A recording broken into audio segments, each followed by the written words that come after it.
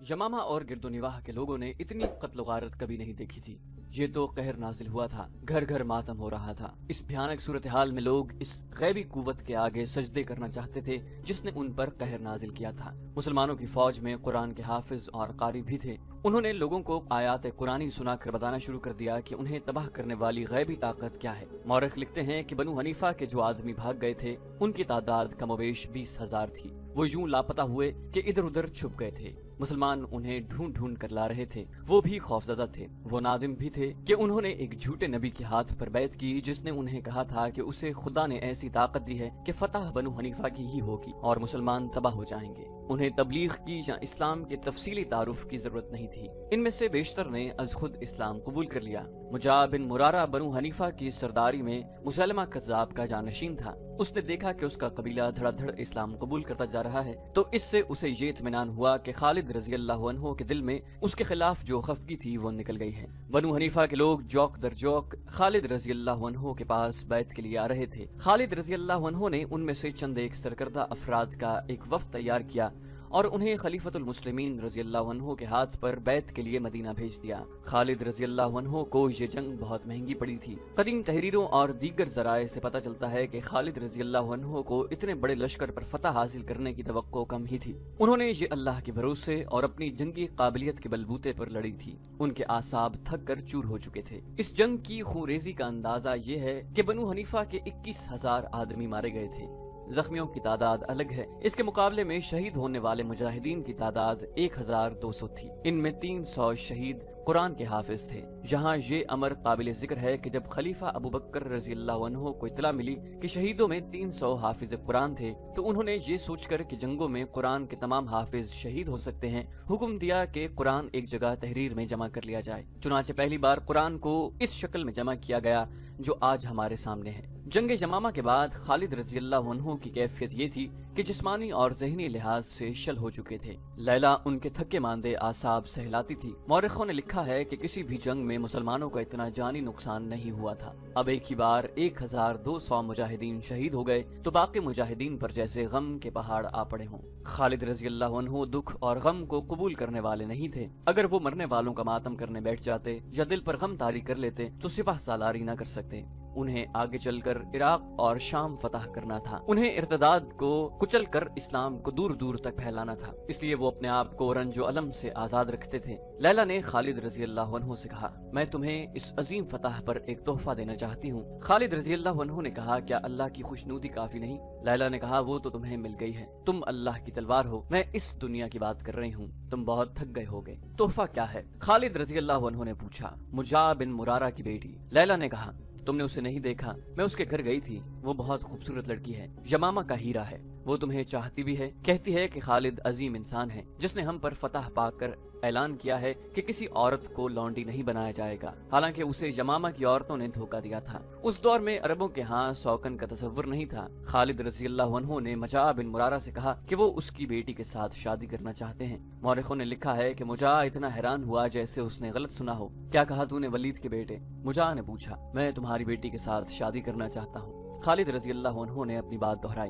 क्या खलीफा अबू बकर हम दोनों से खफा न होंगे? मुजाह ने कहा। खालिद रजी अल्लाह अन्हु इसी बात पर इसरार करते रहे कि वो मुजाह की बेटी के साथ शादी करेंगे। आखिर उन्होंने उस हसीन और जवान लड़की को अपने अक्द में ले लिया। ये खबर मदीना पहुंची तो खलीफतुल मुस्लिमीन अबू बकर रजी अल्लाह अन्हु ने खालिद रजी अल्लाह अन्हु को खत लिखा, वलीद के बेटे, तुम्हें क्या हो गया है? शादियां कर रहे हो। तुम्हारे खेमे के बाहर 1200 मुसलमानों का खून बह गया है। तुमने शहीदों का खून भी खुश्क नहीं होने दिया। ये मामला सरजनिश के खत पर ही खत्म हो गया। खलीफा अबू बकर रजी अल्लाह अन्हु ने खालिद रजी अल्लाह अन्हु को ये पैगाम भी भेजा कि वो यमामा के इलाके में रहें और अगले हुक्म का इंतजार करें। खालिद रजी अल्लाह अन्हु मुजाह की बेटी और लैला को साथ लेकर यमामा के करीब वादी विबर में जा खैमजन हुए। 2 माह बाद उन्हें अगला हुक्म मिला। फरवरी 633 ईस्वी के पहले हफ्ते, ज़िक़ाद 11 हिजरी के आखिरी हफ्ते के एक दिन खलीफा अबू बकर रजी अल्लाह अन्हु से मिलने एक शख्स आया जिसने अपना नाम मुस्ना बिन हारिस शैबानी बताया। खलीफा के लिए और अहले मदीना के लिए वो एक गैर अहम बल्कि गुमनाम आदमी था।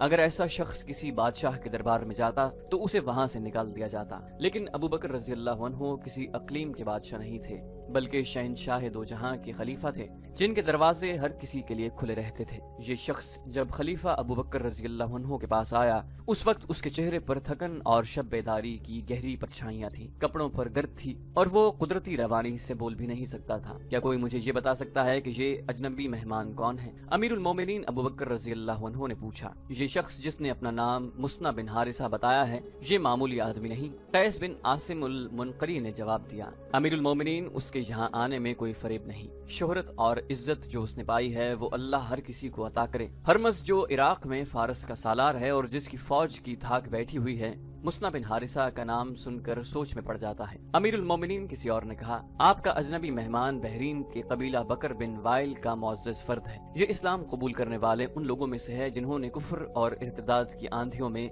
इस्लाम की शमा रोशन रखी है, और इसने हमारे सालार अला बिन हजरमी के साथ मिलकर इराक की सरहद के इलाकों में मुर्तदीन के खिलाफ लड़ाइयाँ लड़ी हैं। अमीरुल मोमिनीन रजी अल्लाह अन्हु का चेहरा चमक उठा।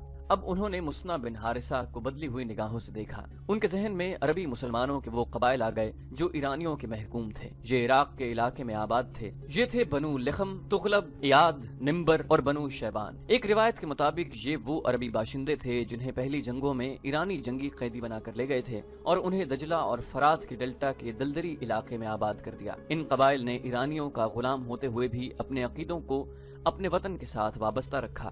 अरब में इस्लाम को फरोग मिला तो उन्होंने भी इस्लाम कबूल कर लिया। इराक से सुज्जा जैसे चंद अफराद ने नबूवत के दावे किए तो इन महकूम अरबों ने इस इर्तिदाद के खिलाफ महाज बना लिया। उधर मुसलमान एक ऐसी जंगी ताकत बन चुके थे जिनके सामने मुर्तदीन और कुफ्फार के मुतहिदा लश्कर भी न जम सके। मैदान जंग से हटकर मुसलमान जो अकीदा पेश करते थे वो दिलों में उतर जाता था। इस तरह से मुसलमान अस्करी और नजरियाती लिहाज से छाते जा रहे थे, लेकिन अभी वो आतिश परस्त ईरानियों के खिलाफ टक्कर लेने के काबिल नहीं हुए थे। ईरान उस वक्त की बड़ी ताकतवर बादशाही थी जिसके तूलो अर्ज का हिसाब न था। इस बादशाही की फौज तादाद और हथियारों के लिहाज से बहुत ताकतवर थी। सिर्फ रूमी थे जिन्होंने उनसे जंगें लड़ी और उन्हें कुछ कमजोर कर दिया था। इसके बावजूद खलीफा अबू बकर रजी अल्लाह अन्हु ईरान की बादशाही में रसूलुल्लाह सल्लल्लाहु अलैहि वसल्लम का पैगाम पहुंचाने का तहिया किए हुए थे। ईरानी न सिर्फ ये कि इस्लाम को कबूल करने पर तैयार न थे, बल्कि वो इस्लाम का मजाक उड़ाते थे।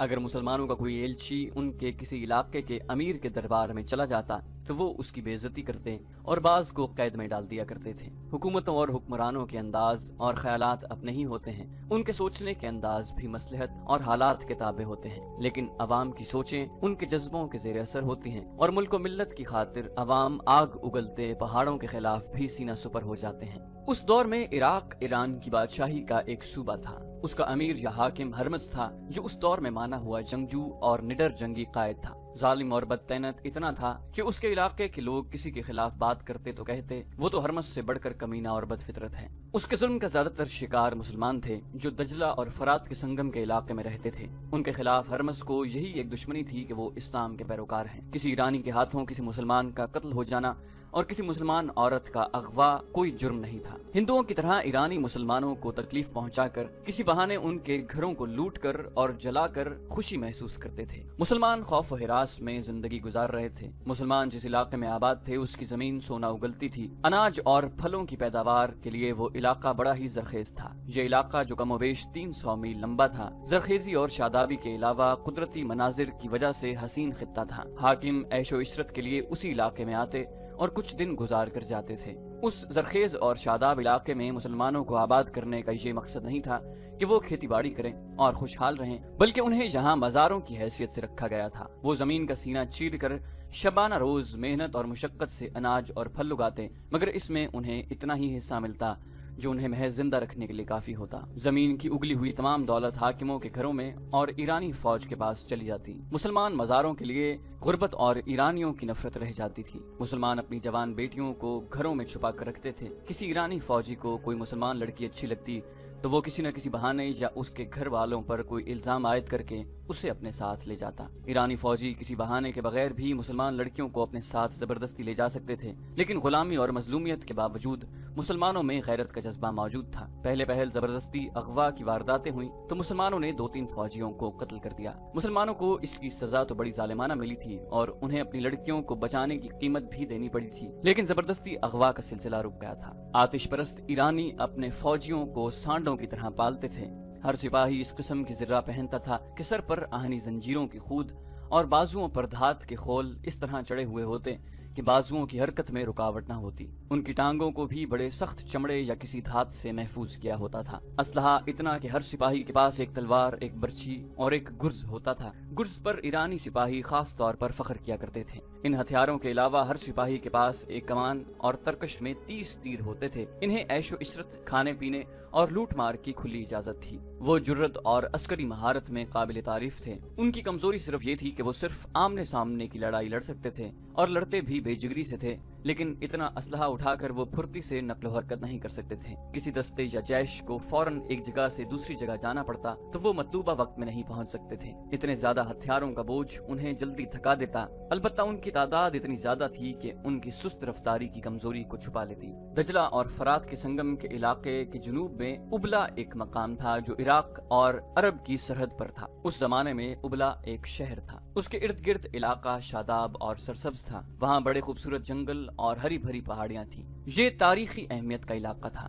आज भी वहाँ खंडरात बिखरे हुए हैं जो बज़बान खामोशी तारीखी कहानियां सुनाते हैं। हर कहानी इबरतनाक है। इस खित्ते में उन कौमों की तबाही और बर्बादी के आसार भी मौजूद हैं जिन्होंने ऐशो इशरत को जिंदगी का मकसद बना डाला और रियाया को वो इंसानियत का दर्जा नहीं देते थे। खुदा ने उन्हें राह मुस्तकीम दिखाने के लिए पैगंबर भेजे और इन लोगों ने पैगंबरों का मजाक उड़ाया और कहा कि तुम तो हम में से हो और दुनिया में तुम्हारी हैसियत और तुम्हारा रुतबा भी कोई नहीं, फिर तुम खुदा के भेजे हुए पैगंबर किस तरह हो सकते हो। आखिर खुदा ने उन्हें ऐसा तबाह बर्बाद किया कि उनके महल्लात और उनकी बस्तियों को खंडर बना दिया। अल्लाह ताला ने उनका तफसीली जिक्र कुरान में किया है और फरमाया, क्या तुमने जमीन पर घूम फिर कर नहीं देखा कि जो अपनी बादशाही पर इतराते और खुदा की सरकशी करते थे और जो ऊंचे ऊंचे पहाड़ों पर अपनी यादगारें बनाते थे कि उनके नाम हमेशा जिंदा रहें, वो अब कहाँ है। अब जमीन के नीचे से उनके महल्लात और उनकी यादगारों के खंडरात निकल रहे हैं। उनके बाद भी पुरशिको शहंशाह आए और एक के बाद एक अपने खंडरात छोड़ता गया। बाबुल के खंडर भी आज तक मौजूद हैं। इस खित्ते में अशूरी आए, सासानी आए और अब जब मदीना में हजरत अबू बकर सिद्दीक रज़ी अल्लाहु अन्हु अमीरुल मोमिनीन थे, दजला और फरात के उस हसीन और इबरत अंगेज खित्ते में ईरानियों का तूती बोल रहा था और ये आतिश परस्त कौम पहली कौमों की तरह यही समझती रही कि इसे तो सवाल आ ही नहीं सकता। वो महकूमों के खुदा बने हुए थे। बिन्ते सऊद, एक नौजवान मुसलमान लड़की अपनी सहेली से पूछ रही थी, खुद्दाम नहीं आया। जोहरा बिन्ते सऊद की आंखों में आंसू आ गए और उसने आह भर कर मुंह फेर लिया। तुम कहती थी कि वो तुम्हें धोखा नहीं देगा। सहेली ने जोहरा से कहा, खुदा न करे वो उस बदबख्त ईरानी के हाथ चढ़ गया हो, खुदा न करे। जोहरा बिन्ते सऊद ने कहा, वो आएगा, 4 दिन गुजर गए हैं, मैं उस ईरानी के साथ नहीं जाऊंगी, मौत कबूल कर लूंगी, उसे कबूल नहीं करूंगी, खुदा मुझे धोखा नहीं देगा। जोहरा, सहेली ने उसे कहा, क्या ये बेहतर नहीं होगा कि तुम उस ईरानी कमांडर को कबूल कर लो, तुम्हारे खानदान के लिए भी यही बेहतर होगा, सारी उम्र ऐश तो करोगी ना। मैंने जिस खुदा को देख लिया है उसी की इबादत करूंगी। जोहरा ने कहा, आग खुदा ने पैदा की है, आग खुदा नहीं हो सकती, मैं खुदा की मौजूदगी में किसी और की परस्तिश क्यों करूं, सोच लो जहरा। सहेली ने कहा, तुम उसे कबूल नहीं करोगी तो वो जबरदस्ती तुम्हें अपने साथ ले जाएगा, उसे कौन रोक सकता है, वो शाही फौज का कमांडर है, वो तुम्हारे खानदान के बच्चे बच्चे को कैद खाने में बंद करा सकता है। हूँ तो मैं भी मुसलमान की बेटी, मैं अल्लाह की इबादत करती हूँ और अल्लाह की ही कसम खाती हूँ, लेकिन अल्लाह ने हमारी मदद की है, क्या तुम्हें यकीन है कि अल्लाह तुम्हारी मदद करेगा। जोहरा ने कहा, अगर अल्लाह ने मेरी मदद ना की तो मैं अपनी जान ले लूंगी और अल्लाह से कहूंगी कि ये ले, अगर मेरे वजूद में जान तूने डाली थी तो वापस ले ले। और उसके आंसू बहने लगे। जोहरा अपने जैसे एक खूबसूरत जवान खुद्दाम बिन असद को चाहती थी और खुद्दाम उस पर जानिसार करता था। उनकी शादी हो सकती थी, लेकिन शिमर ईरानी फौज का एक कमांडर था जिसकी नजर जोहरा बिन्ते सऊद पर पड़ गई थी। उसने उस लड़की के बाप से कहा था कि वो उसकी बेटी को बड़ी आसानी से घर से ले जा सकता है, लेकिन ऐसा नहीं करेगा। मैं तुम्हारी बेटी को माले गनीमत समझकर नहीं ले जाऊंगा, शिमर ने कहा था। उसे 2 घोड़ों वाली उस बग्घी पर लेकर जाऊंगा जिस पर दूल्हे अपनी दुल्हनों को ले जाया करते हैं। तुम लोगों को फख्र से बताया करोगे कि तुम्हारी बेटी एक ईरानी कमांडर की बीवी है। जोहरा के बाप ने कहा था, लेकिन ईरानी कमांडर, तुम्हारा एहतराम हम पर लाजिम है, अगर लड़की तुम्हारी दुल्हन बनना चाहेगी तो हम उसे नहीं रोकेंगे। तुम गलीज अरबी। ईरानी कमांडर ने उस नफरत से जिससे वो हर मुसलमान से बात किया करता था कहा, तू बेटियों को जिंदा दफन कर देने वाली कौमों में से है और कहता है कि अपनी शादी का फैसला तेरी बेटी खुद करेगी। जरतुश्त की कसम, अगर तेरी बेटी ने अपना हाथ मेरे हाथ में न दिया तो तुझे और तेरी बेटी को इन कोठरियों में बंद कर दूंगा जिनमें कोढ़ी बंद है, बहुत थोड़ी मोहलत दूंगा बूढ़े। उसके साथ उसके 3 घुड़सवार सिपाही थे। उन्होंने बड़ी जोरदार कहका लगाया, मदीना बहुत दूर है बदबख्त बूढ़े। एक सिपाही ने उसे धक्का देकर कहा, तेरा अमीरुल मोमिनीन तेरी मदद को नहीं आएगा। زہرا کے باپ کو اور اس کے بھائیوں کو معلوم تھا کہ وہ ایران کے ایک سپاہی کی بھی حکم عدولی نہیں کر سکتے، یہ تو کمانڈر تھا۔ انہیں یہ بھی معلوم تھا کہ شمر ان کی بیٹی کو اٹھوا بھی سکتا ہے اور وہ کچھ نہیں کر سکتے، لیکن اس خطے کے مسلمانوں کے دلوں میں آگ کے پجاریوں کی جو نفرت تھی وہ انہیں مجبور کر رہی تھی کہ وہ ان کے غلام ہوتے ہوئے بھی ان کی غلامی قبول نہیں کریں گے، اور اس کا انجام کتنا ہی بھیانک کیوں نہ ہو اسے برداشت کریں۔ انہیں اپنے اللہ پر بھروسہ تھا، زہرا اور خدام کو ملنے سے کوئی نہیں روک سکتا تھا۔ وہ پھلوں کے باغات میں کام کرتے تھے۔ جس روز شمر زہرا کے گھر آیا تھا اس کے اگلے روز زہرا خدام سے ملی اور خوفزدہ لہجے میں خدام کو بتایا کہ ایرانی کمانڈر کیا دھمکی دے گیا ہے، ہم یہاں سے بھاگ نہ چلیں؟ زہرا نے کہا۔ خدام نے جواب دیا، نہیں، اگر ہم بھاگ گئے تو یہ بدبخت تمہارے اور میرے خاندان کے بچے کو قتل کر دیں گے۔ زہرا نے پوچھا، پھر کیا ہوگا؟ جو خدا کو منظور ہوگا، خدام نے کہا۔ زہرا نے جھنجھلاتے ہوئے کہا، لیکن یہ کیسے ہوگا؟ زہرا، خدام نے اسے ٹوکتے ہوئے کہا، خدا اپنے بندوں کو امتحان میں ڈالا کرتا ہے، بندے خدا کا امتحان نہیں لے سکتے۔ خدام گہری سوچ میں کھو گیا۔ یہ تو ہو ہی نہیں سکتا تھا کہ تم اس آتش پرست شمر کا مقابلہ کرو گے، زہرا نے کہا۔ خدام گہری سوچ میں کھویا رہا۔ سوچتے کیا ہو؟ زہرا نے کہا، تم اس شخص کو قتل تو نہیں کر سکتے، ہمارے سامنے ایک ہی راستہ ہے۔ خدام نے کہا کہ اللہ تعالیٰ نجات کا راستہ بھی دکھا دے گا، تمہیں ایک اور راستہ میں بھی دکھا سکتی ہوں۔ زہرا نے کہا، مجھے اپنی تلوار سے قتل کر دو اور تم زندہ رہو، تھوڑی سی قربانی دو۔ خدام نے کہا، میں اس نفرت کا اندازہ کر سکتا ہوں جو شمر کے خلاف تمہارے دل میں بھری ہوئی ہے، لیکن اس پر یہ ظاہر کرو کہ تم اسے پسند کرتی ہو، اسے دھوکے میں رکھو۔